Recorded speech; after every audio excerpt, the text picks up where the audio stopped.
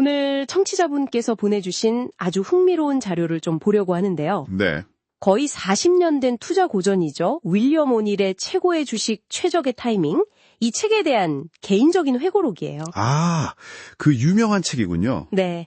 그 핵심 원칙, 캔슬림? 이게 오늘날에도 과연 유효할까? 이걸 좀 깊이 파헤쳐 보려고 합니다. 좋습니다. 이 자료가 또 흥미로운 게 1980년대 후반 그 금융시장 격동기에 저자가 직접 이 책으로 연수를 받았던 경험이 아주 생생하게 담겨 있어요. 오, 직접 경험이라? 네. 그래서 오늘은 그 캔슬림 7가지 원칙이 핵심인데 단순히 요약하는 걸 넘어서서 그 의미 그리고 오늘날 어떻게 적용될 수 있을지 한번 집중적으로 보시죠. 좋습니다. 그럼 바로 본론으로 캔슬림. 첫 두 글자 C랑 A. 이게 둘 다 실적 관련이잖아요. 같습니다. 근데 그냥 좋은 실적이 아니라 상당한 증가, 또 꾸준한 성장. 이걸 강조하네요. 자료 보면 연 80% 이상 EPS 성장 기준. 이거 상당히 높아 보이는데요. 네, 맞아요. 오늘은 뭐랄까 평범한 성장이 아니라 정말 시장을 압도하는 그런 폭발적인 성장을 찾으려고 했던 거죠. 아, 폭발적인 성장. 네. 자료에서도 당시에 이 기준 맞는 기업이 많지 않았다고 하거든요. 요즘 같은 저성장 시대엔 오히려 이런 엄격함이 어쩌면 진짜 성장주를 가려내는 데 더 도움이 될 수도 있겠죠. 그렇겠네요. 그 모멘텀 시작을 잡으려는 거군요. 그렇죠. 딱 그 시작점을요. 자, 다음은 N, new. 새로운 제품, 경영, 서비스. 뭐 이런 새로움인데요. 이건 그냥 신제품 출시 정도가 아니라 뭐랄까 시장 판도를 바꾸는 그런 혁신, 그런 걸 의미하는 거겠죠? 정확합니다. 예. 그냥 뉴가 아니라 시장을 완전히 뒤흔들 만한 그야말로 게임 체인저 수준의 새로움을 말하는 겁니다. 게임 체인저. 네. 이게 40년 전 통찰인데도 지금 우리가 말하는 파괴적 혁신 개념하고 딱 들어맞죠. 뭐 예를 들면 새로운 플랫폼 기업의 등장이라든지 AI 기술 도입 같은 거요. 아하. 이런 변화를 빨리 알아채는 게 중요하다는 겁니다. 네.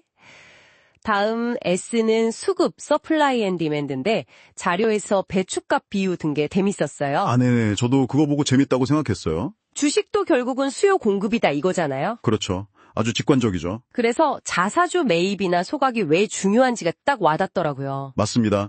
특히 오늘은 그 유통 주식 수가 좀 적거나 아니면 자사주 매입 같은 걸로 계속 줄어드는 주식에 주목했어요. 왜죠? 그래야 주가가 좀 가볍게 움직일 수 있는 환경이 되니까요. 최근에 우리 시장에서도 자사주 소각 이게 큰 이슈잖아요. 네, 맞아요. 정확히 같은 맥락인 거죠. 그렇군요. 자, 그럼 L, leader or laggard. 시장 주도주를 택하라. 근데 이건 좀 의외였어요. 보통은 좀 저평가된 후발주자, laggard에서 기회를 찾으라는 말도 많잖아요. 네, 그런 전략도 있죠. 근데 오늘의 접근법은 좀 다릅니다. 목표 자체가 최고의 주식을 찾는 거니까요. 아, 최고의 주식. 네. 그래서 이미 시장에서 실력, 그러니까 주가로 검증된 리더에 집중하는 겁니다. 그 산업 내에서 가격 결정력을 쥐고 시장을 이끄는 기업. 이런 기업이 추가 상승 가능성도 더 높다고 본 거죠.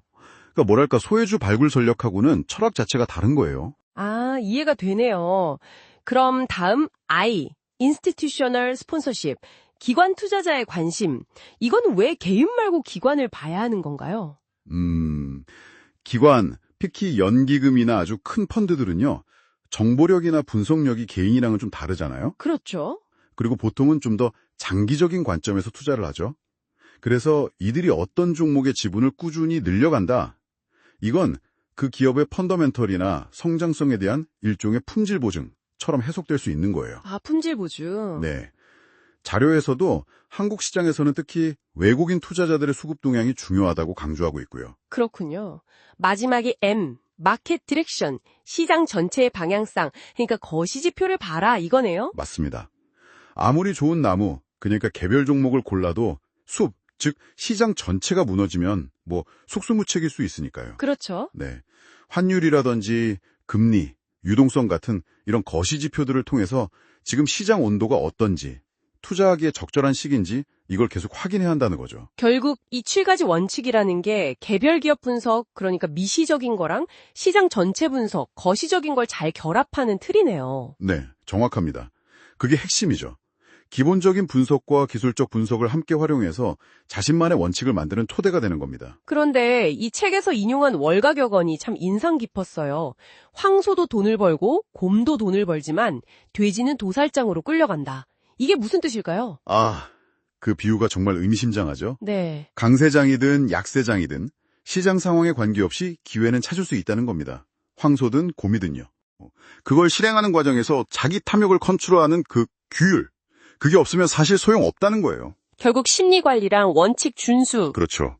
그게 성공 투자의 핵심이라는 겁니다. 이게 40년이나 된 원칙인데도 요즘처럼 변동성 큰 시장에서 오히려 더 생각해 볼 만한 기준을 주는 것 같아요. 청취자분들도 오늘 이야기 들으시면서 투자 원칙의 중요성 다시 한번 생각해 보시면 좋겠습니다. 네, 캔슬림은 분명히 강력한 도구입니다.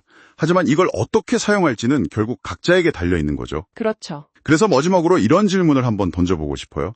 이 캔슬링이라는 아주 날카로운 칼을 손에 쥐었을 때 방금 얘기했던 그 돼지, 그러니까 내 안에 있는 탐욕이나 조급함 이런 것들을 어떻게 다스리면서 시장을 마주할 것인가. 어쩌면 이 질문에 대한 답을 찾는 과정이 캔슬링 원칙 자체를 아는 것보다 훨씬 더 중요할지도 모릅니다.